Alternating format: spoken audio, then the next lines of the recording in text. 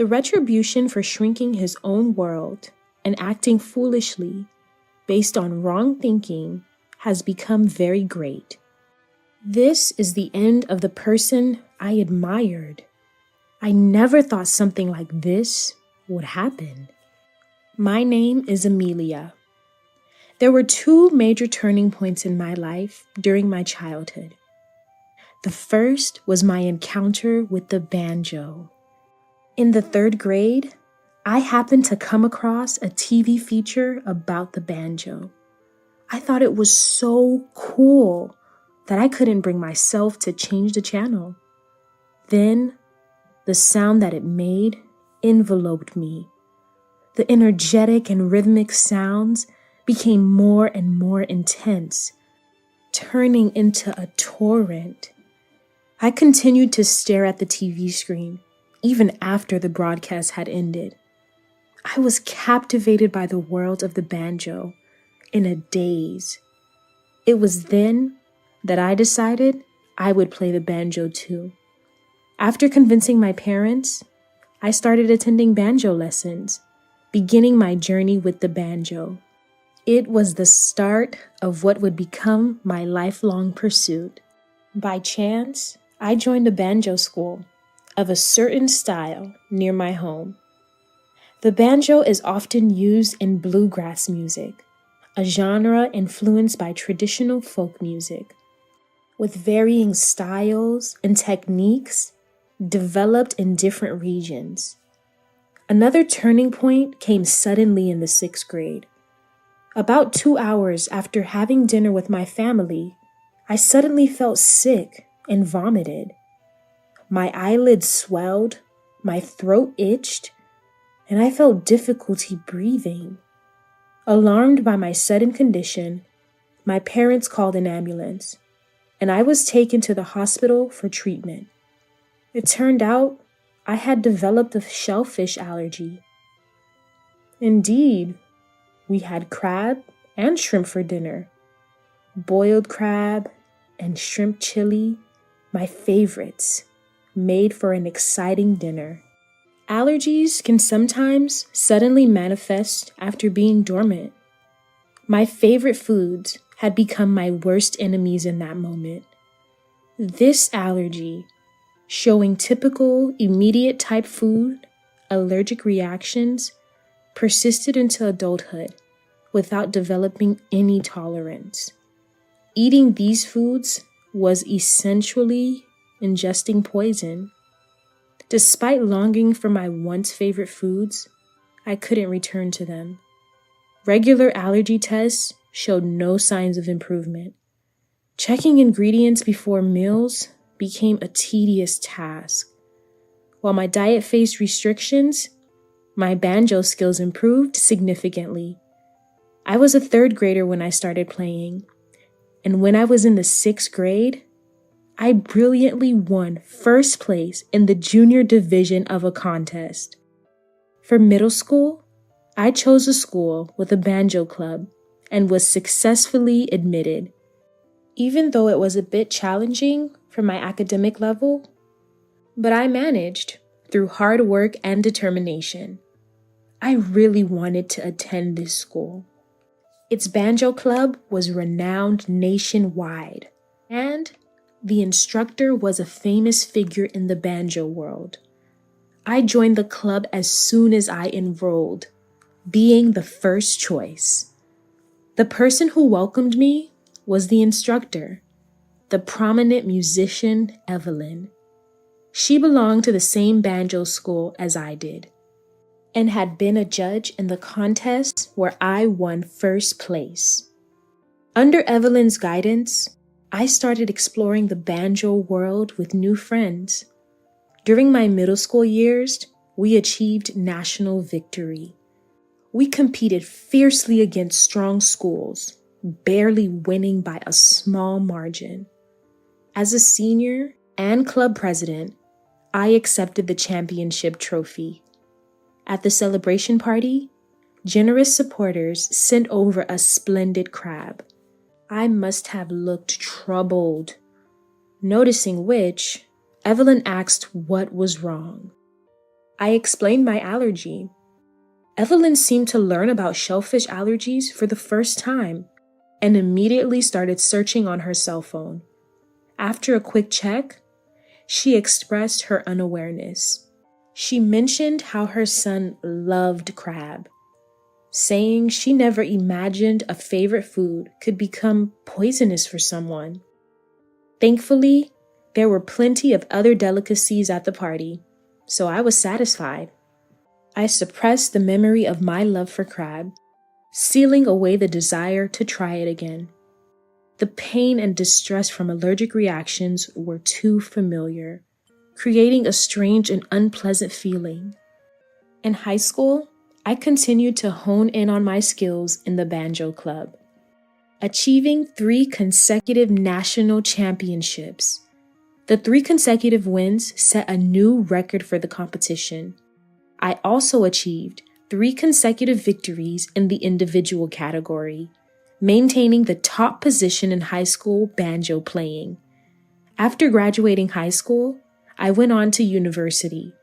When I thanked Evelyn for her 6 years of guidance, she smiled and said it wasn't a goodbye, as we were from the same school of banjo and would likely collaborate again.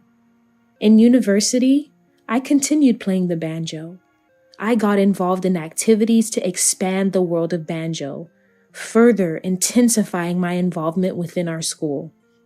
In my 3rd year of university, Evelyn transferred to our school studio as the head. Evelyn, too, had continued to excel and solidify her position within our school during this time. Thus, we started working together again. Once, Evelyn sprained her ankle. Her foot swelled up, making it difficult to walk. She was rubbing her painful foot, calling for a ride.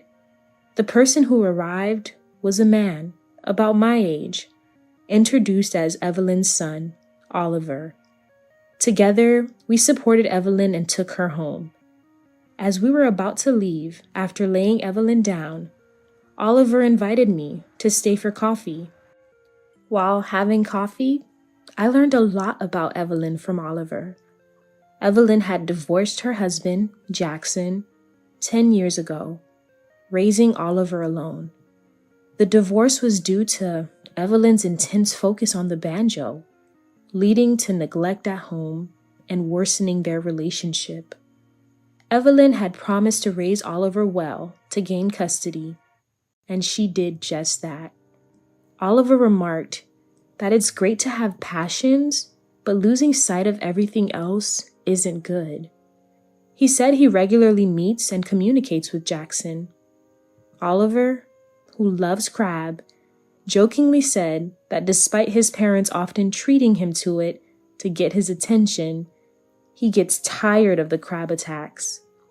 I recalled Evelyn once mentioning her son's love for crab. I shared my allergy story with Oliver, how it suddenly developed, the severity of the symptoms, the struggle with memories from when I loved those foods, and the lack of improvement despite allergy tests. Oliver empathized, saying it must be tough to have your favorite food turn poisonous. He wasn't sure how he'd cope if it had happened to him with crab. He hoped I'd recover soon and be able to enjoy it again. Oliver's kindness and generosity led us to meet and talk regularly. Oliver, a university student a year ahead of me, chose a major trading company for his career, aspiring to introduce wonderful products from around the world to Japan. His eyes sparkled as he talked about his dream, which made my heart flutter.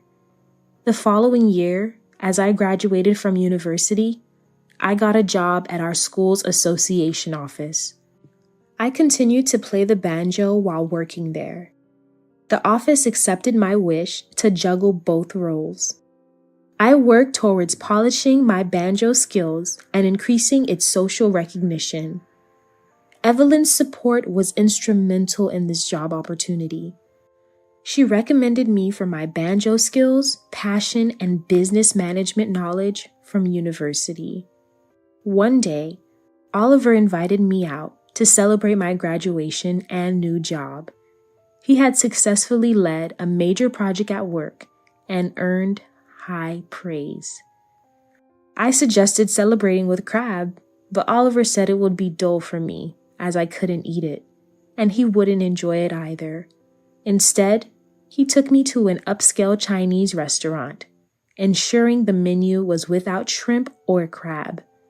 He mentioned Jackson had recently treated him to crab in celebration. Oliver and Jackson still keep in touch, and Jackson seemed to care about Evelyn. As our meal was ending, Oliver earnestly proposed to me, wanting to start a relationship with marriage in mind. He understood I was busy with my new job, so there was no rush, but he expressed his desire to build a family with me in the near future. His seriousness moved me, and I found myself tearing up. I had fallen for him more than I realized, and so we became engaged. My parents liked Oliver and were happy, and Evelyn was overjoyed, unable to hide her surprise. I heard that Jackson was also pleased. I thought I should properly meet Jackson soon. About a year later, as my work and banjo activities were going smoothly and Oliver's career was picking up, we got married. Our wedding reception featured a special menu without shrimp and crab, which was delicious and extravagant, receiving high praise from the guests. I met Jackson for the first time then. He seemed kind and reliable, much like Oliver. Jackson appeared more nervous than us, the bride and groom, as it had been a while since he last saw Evelyn. We set up our new home near Oliver's family and started our married life. I continued to progress in both my job and banjo playing, achieving great results. Oliver was also succeeding in his work, establishing his position in his department. Though we were both busy, we cooperatively managed household chores, living happily each day.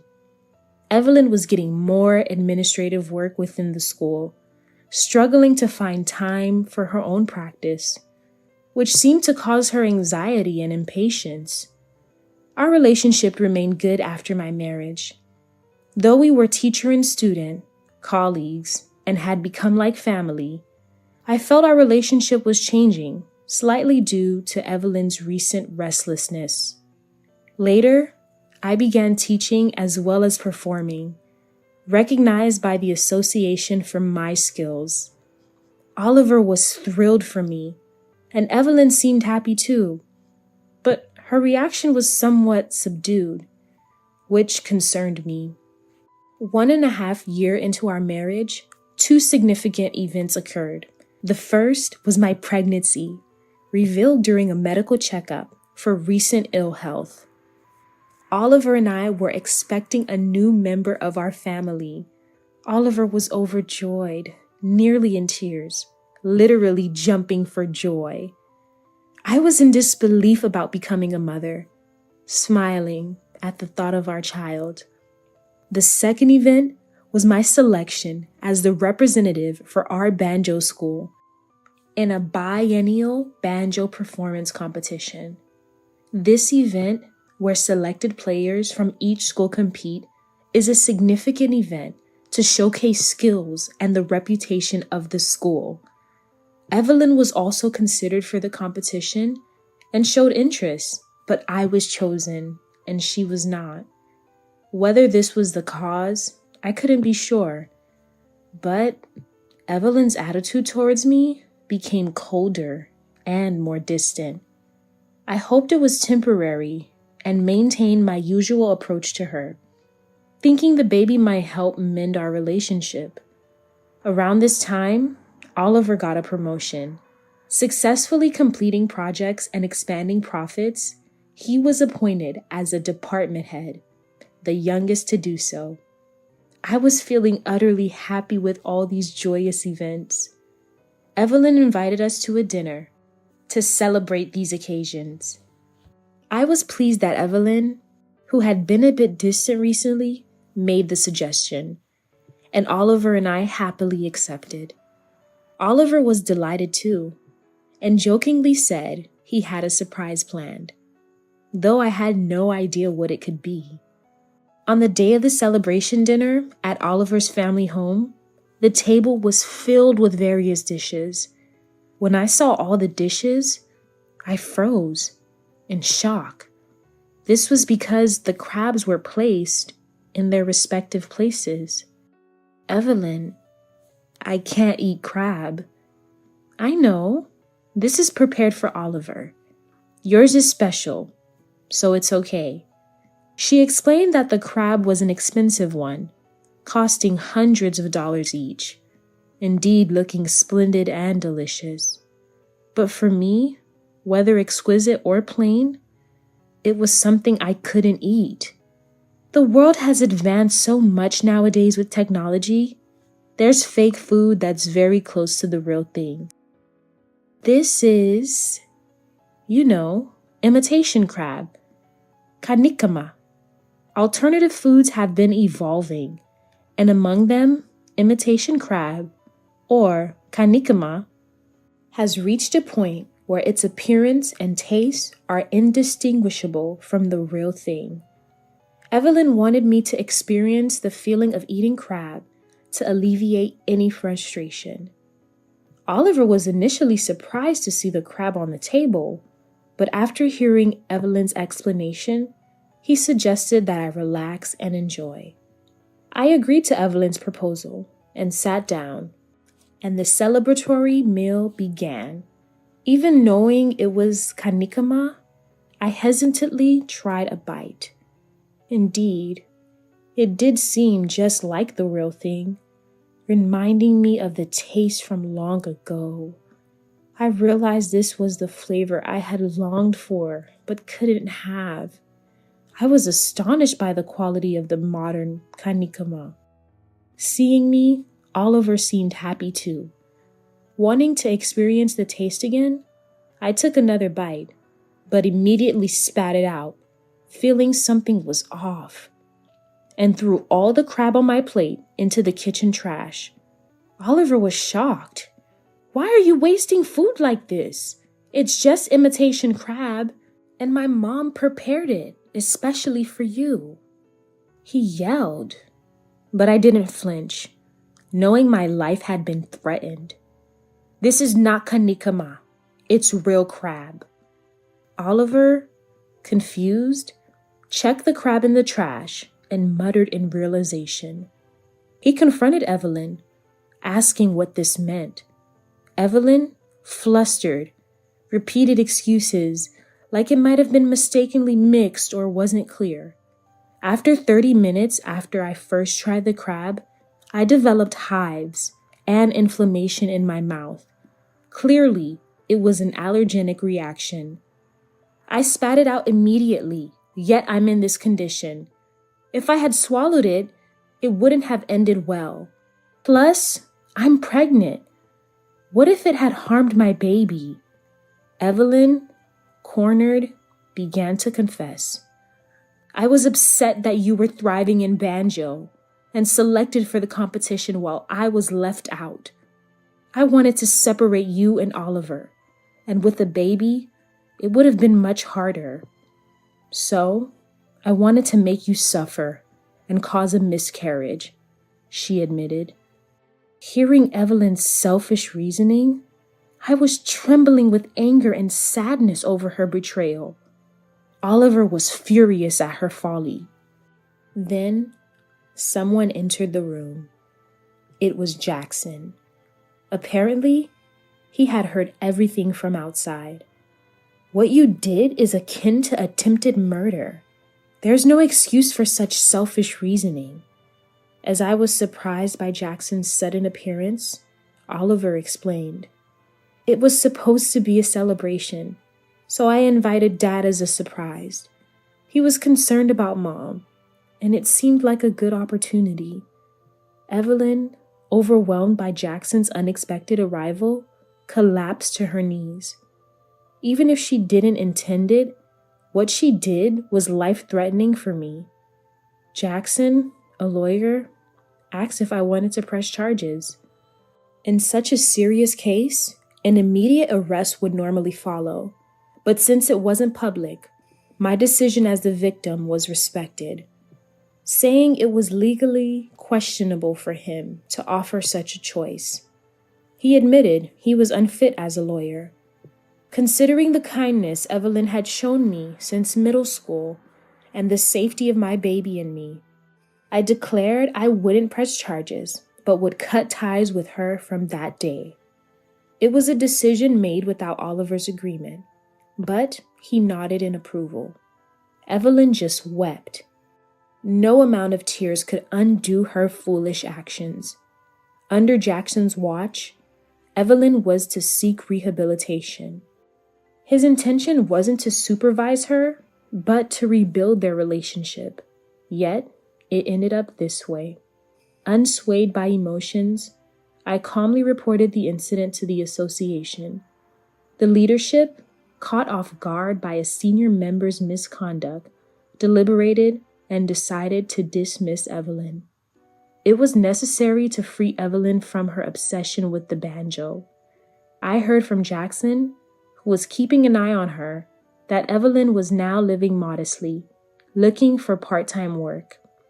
The rewards for shrinking one's world by oneself and doing foolish deeds based on wrong thinking have been very great. I then joined the competition. The performance was a little difficult for the contestants, who had to cover their growing bellies, but they performed beautifully and won the competition. I was able to further the name of my school. I intend to continue to pursue the world of banjo. Now, building a happy and laughing family with my soon-to-be-born child was an equally important goal.